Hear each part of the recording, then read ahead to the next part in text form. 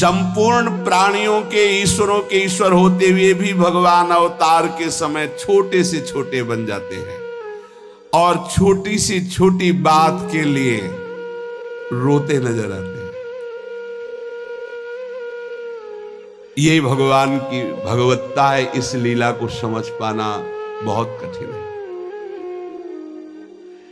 जिनका भ्रकुटी टेढ़ा हो जाने पर काल भी थर्रा उठता है, मैया की एक फूल की छड़ी देखकर आंखें मलते, काजर पूरे कपोल पे आ जाता है। ऐसे देखते कि कहीं पिटने का नंबर तो नहीं। ये हमारे भगवान की उतरने की शोभा है। अवतार अपनी महिमा से उतरने। बड़े बड़े ऋषि मुनि जिनके चरणों की वंदना करते, अर्जुन आदेश करते हैं, केशव मेरे रथ को दोनों सेनाओं के बीच में खड़ा करो, जो आज्ञा। और वहां एक कौल है, ईश्वरों के भी महान ईश्वर, ईश्वरत्व का वैभव छुपाकर अर्जुन की आज्ञा पालन करते हैं, पर ईश्वरत्व दिखा ही देते हैं। विराट रूप, कांप गए अर्जुन। अरे मैं आपको सखा कहता था, कृष्ण कहता था, प्रभु मुझे क्षमा करना, मैं आपको नहीं जानता। गीता जैसे महान शुद्ध ज्ञान का उपदेश किया। रामावतार में महाराज दशरथ की आज्ञा का पालन करने के लिए 14 वर्ष विशेष उदासी तापसी रूप में, तपस्वी रूप में वन वन भ्रमण किया। भगवान ईश्वरत्व का भाव वहां भी दिखाते हैं। चरण स्पर्श मात्र से अहिल्या जी का उद्धार करते हैं।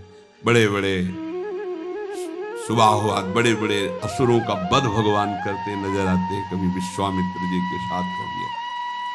भगवान की भगवत्ता प्रकाशित ही हो जाती है। प्रकृतिम स्वामधिष्ठाए, सतोगुण रजोगुण तमोगुण, ये तीनों गुणों से संपूर्ण सृष्टि रची है। लेकिन इन तीनों गुणों का जिससे प्रादुर्भाव हुआ है वो मूल प्रकृति शुद्ध ब्रह्ममय है। वो भगवान उस मूल प्रकृति के साथ सच्चिदानंद घन स्वरूप स्वयं प्रकाशित होते हैं। त्रिगुणात्मिका मलिन माया से भगवान की रचना नहीं। चिन्मय शक्ति, कृपा शक्ति जब अवतरित होती है उपासक के हृदय में, तब वो जान पाता है इस भगवान की महामहिमा को। संदिनी शक्ति, संवित शक्ति, आह्लादनी दिव्य दिव्य शक्तियां भगवान की हैं। जहां भगवान से अभेद भक्ति की जाती है तो वही ब्रह्म विद्या रूप होकर प्रकाशित होती है, और जब भेद भक्ति की जाती है तो वही भक्ति रूप प्रकाशित होती है। वही मूल प्रकृति जिससे त्रिगुणात्मिका माया प्रकट हुई है, उस मूल प्रकृति के साथ भगवान अवतरित होते हैं। इसीलिए जब भगवान रामावतार में कह रहे हैं, आदि शक्ति जे ही जग उपजाया, सो अवतरी ही मोरी यह माया।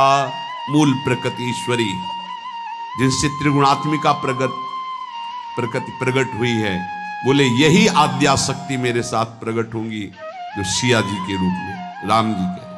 आदि शक्ति जे जग उपजाया, सो अवतरी मोरिया। भगवान की माया के दो स्वरूप हैं। एक है जिसने त्रिगुणात्मिका माया को प्रकट किया, वो मूल प्रकृति ईश्वरी ब्रह्ममय। प्रकृति भगवान की शक्ति है। अग्नि में जैसे दो शक्तियां रहती है, एक प्रकाशिका और एक दाहिका। प्रकाशिका शक्ति अंधकार को दूर करके प्रकाश करती है, भय मिटाती है, और दाहिका शक्ति जला देती है, वस्तु को पका देती है और शीतलता दूर करती है, ठंडी दूर करती है। ये दोनों शक्तियां अग्नि से भिन्न भी नहीं है और अभिन्न भी नहीं है। भिन्न इसलिए नहीं है कि अग्नि स्वरूप ही है, भिन्न इसलिए नहीं है। और अभिन्न इसलिए नहीं है कि अग्नि जल रही है और मंत्र के द्वारा उसकी शक्ति को रोका जा सकता है, न वो जलेगा न ताप लगेगा। ऐसी औषधियां जिनका लेप कर लो, कढ़ाई में हाथ डाल दो, बिल्कुल नहीं जलेगा। अग्नि से निकल जाओ, बिल्कुल नहीं जलोगे। ऐसे मंत्र हैं। मंत्र और औषधि के द्वारा अग्नि की दाहिका शक्ति को कुंठित किया जा सकता है। इसलिए भिन्न और अभिन्न दोनों बातें।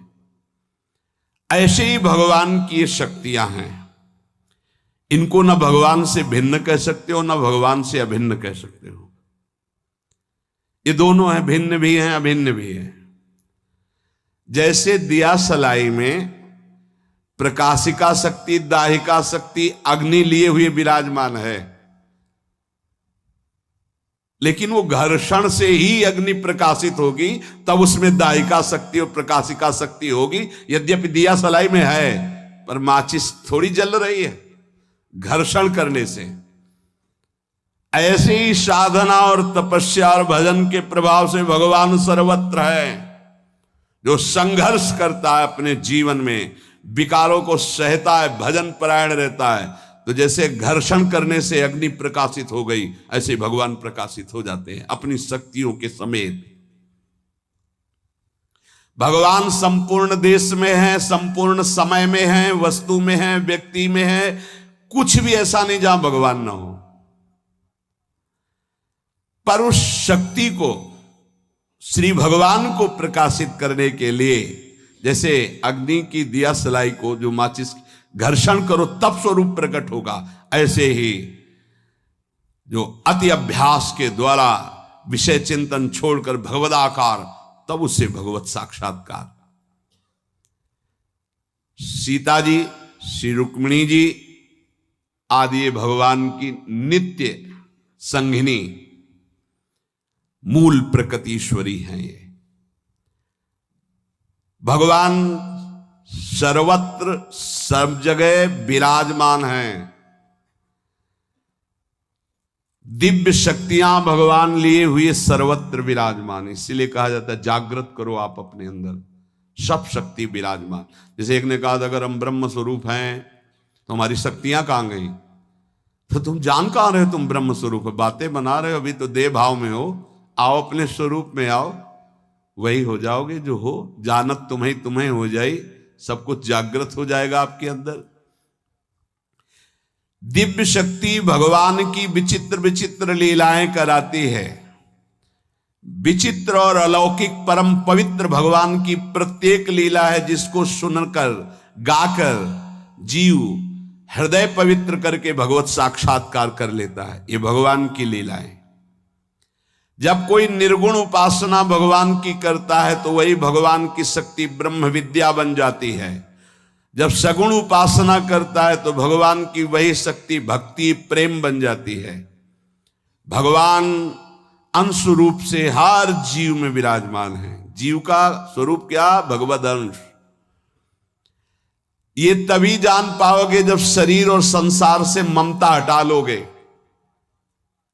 शर्त है, तुम भगवत स्वरूप हो, तुम में अनंत शक्तियां आए, तभी अनुभव कर पाओगे जब संसार और शरीर से ममता हटा लोगे। स्वतः सिद्ध आत्मीयता भगवान में जब प्रकट हो जाएगी, तुम और भगवान दो नहीं रह जाओगे। ज्ञान में भगवान नहीं रह जाते, मैं ही भगवान ऐसा अनुभव। और भक्ति में मैं नहीं रह जाता, भगवान ही। दो नहीं रहते, दोनों की सिद्धि में दो नहीं रहते। भगवान की शक्ति जब भक्ति रूप में प्रकट होती है तो बड़ी ही विलक्षण होती है। बलात् भगवान अव्यक्त को खींचकर सामने व्यक्त करके अधीन कर देती है। भक्ति बड़ी पावरफुल शक्ति है। ये भक्ति भगवान को अधीन कर ले, ऐसी सामर्थ्य भक्ति महारानी में। वो भगवान को भक्त के अधीन करा देती है। वे अधीन संग ही संग डोले, जीव बछरा संग गाया है। भक्तन पाछे यो फिर जीव बछरा संग गाय।